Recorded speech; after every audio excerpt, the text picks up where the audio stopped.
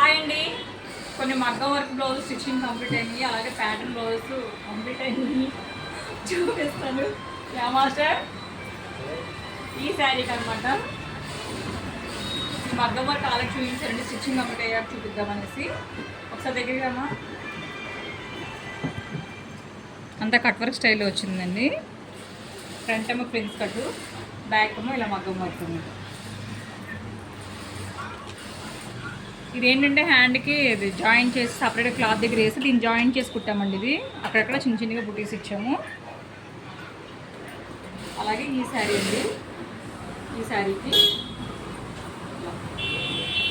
Front ఏమో ఈ neck model పెట్టాను చూడండి. సరే,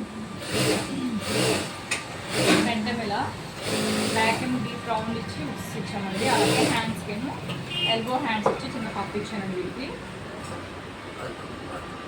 అలాగే ఈ శారీకి ఏంటండి ఈ డిజైన్ బ్లౌజ్ అండి.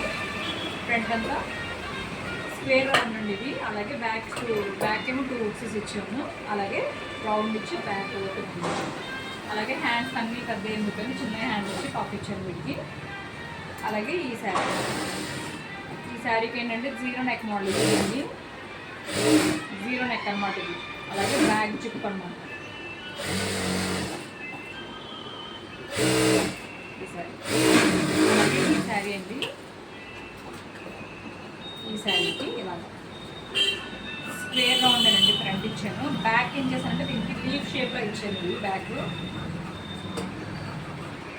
హ్యాండ్స్ మీద ఇచ్చాను.